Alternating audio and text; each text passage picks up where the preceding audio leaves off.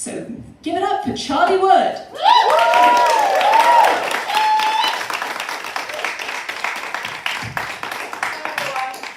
I'm being accompanied by Josh Middleton today. Josh Middleton! Hi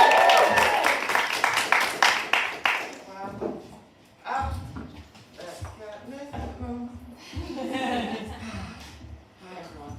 Are we doing good? Fabulous. Can we have an F major 7 when you're ready?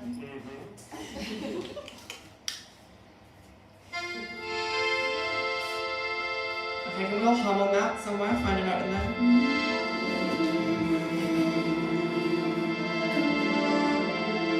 Find somewhere a little bit louder. I'm not going to start until I can hear you. Someone's really going for it. Congratulations to that person. And stop. Nice, I feel like we're all together now. How are we? Do we like blood and guts? Do we like the rise and fall? Yes. Do we like love and loss? Fabulous. Let's go.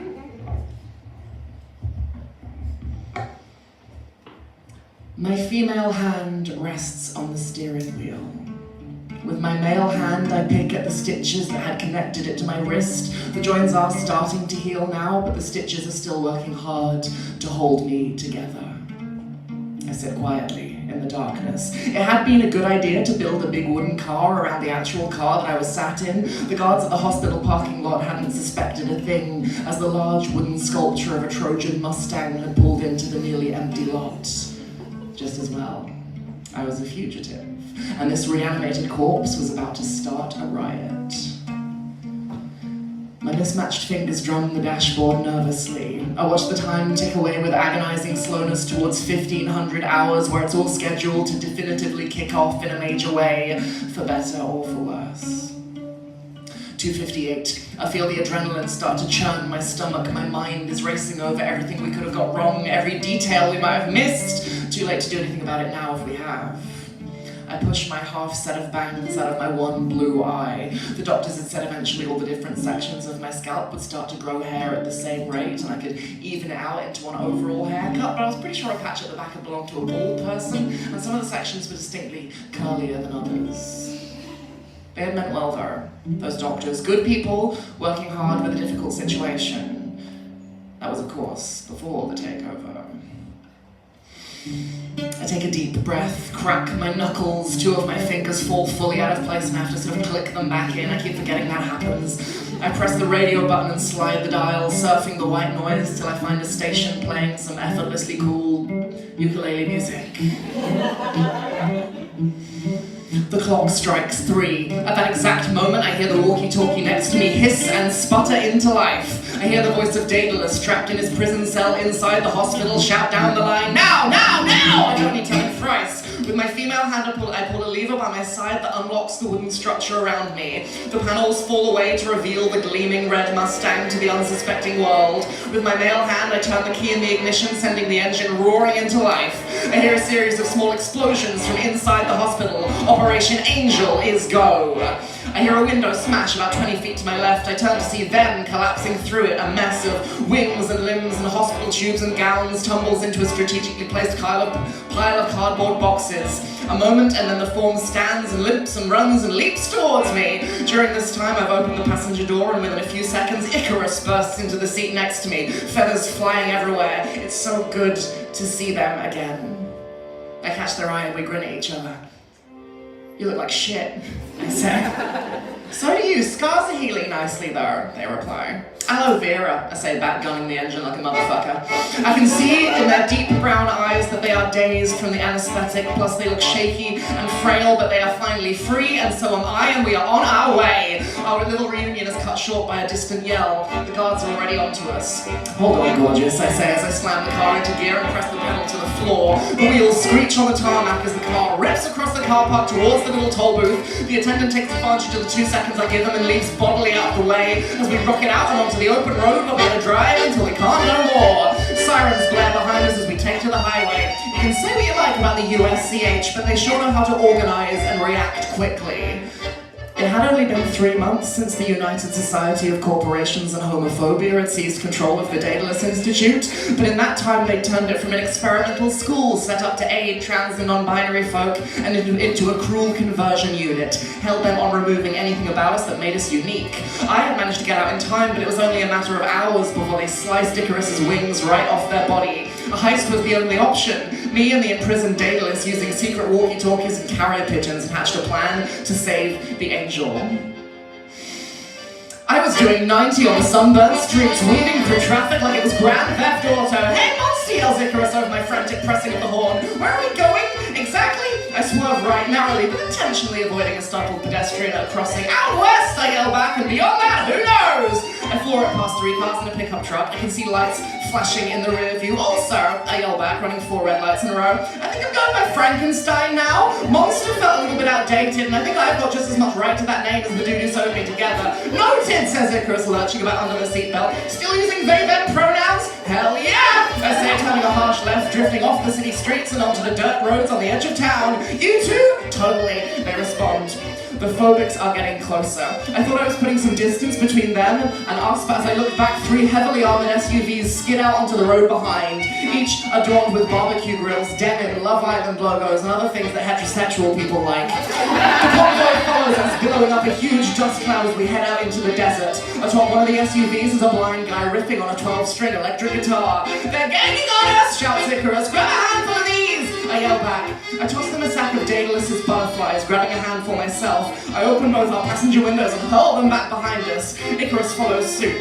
The little mechanical insects take to the air immediately, flapping towards the enemy with all the gusto their tiny wings can muster. They land on the bonnets and windows of the cars, exploding in clouds of pink and orange glitter on contact. We hear glass smash and metal groan as the butterflies completely total the first 2 vehicles, sending them careening off the road in bursts of flame and smoke. Eat butterflies, dickheads! I shout back at the cars. Is that really the best you could do? Like, you could have said any, cool action movie thing. I'm a bit busy! I say as several more SUVs appear in the rear view. The dust cloud continues to exponentially expand behind us as we tear the desert in half. The thunder of the engines only drowned out by the pings of bullets off our roof. I zigzag in quick, irregular, serpentine motions, and the pinging stops for a second, lulling me temporarily into believing we might be losing them. But then I see in the wing mirror one of the phobics is on the roof of his SUV, and he's holding a massive shoulder-mounted missile launcher. That's a motion seeker, exclaims Icarus, who seems to be panicking. I saw some of those when I was fighting in the Phoenician space wars. You've lived a lot of lives, haven't you? I say to the marvelous angel sitting next to me. Hold on, I have an idea.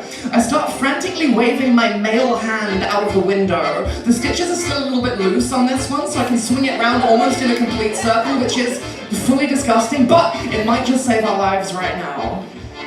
I always thought it was a curse to be sewn together out of dozens of parts of men and women, a surgical collage of bodies and genders, but sometimes, being a freak has its advantages. With one final lurch of my arm, the hand flings right off and into the dust cloud, just as the missile explodes in our direction. I've timed it just right so that the rocket hurls off course and veers towards my lost appendage. A deep boom sounds and carves a perfect crater into the cracked earth. High five, I say as I continue to drive one-handed. That sucked too, says Icarus. The explosion has put some distance between us and the heterosexual cisgender convoy, but they haven't given up yet. I'm becoming nervous of something else though. If my mental geography is accurate, which it almost always flawlessly is, I know what we're headed towards, and it ain't good. But as I look back and I see dozens more SUVs joining our tail, dozens of glistening cars all emblazoned with heterosexual paraphernalia are behind us now. The sight of all those straight cis windscreens makes me sick, but it might just be a choice between them and a decisive death drive. Then in front, my suspicions are confirmed. The desert gives way to some monumental cliffs that lie in a sparkling blue sea. It's vast. And it's beautiful, and, well, it's the end of the goddamn road. Icarus has noticed but remains silent in what I assume is resignation, but as I look over at their perfect face, I can see that their eyes are scanning the horizon with a look of concentration and frantic thought. I don't know what you're planning, I say, but I think this might be it for us. Shut up, says Icarus, I've got an idea. Do you still have superhuman strength? Of course I do, I say, I'm a miracle of science. Then rip the roof off. They say, what? I say back, rip the roof off! I don't need telling thrice. The angel grabs the wheel and I clasp the edge of the little red roof with my one remaining hand, and with a single deft movement I hurl it off its fixings and backwards, taking out several SUVs in the process. I look forward. We're only a few hundred feet from the edge of the cliff. I started to instinctively slow our newly hatchback car, but Icarus yells, "Faster!" I oblige and press the pedal till I dent the floor, and we surge towards the blue nothing ahead. Icarus is crouched on her seat like a sprinter waiting for the gun. I turn to face them. They meet my mismatched eyes. "I love you, Icarus," I say. "I love you too, Frankenstein," they reply. And we smile at each other as we Thelma and Louise the fuck off the edge.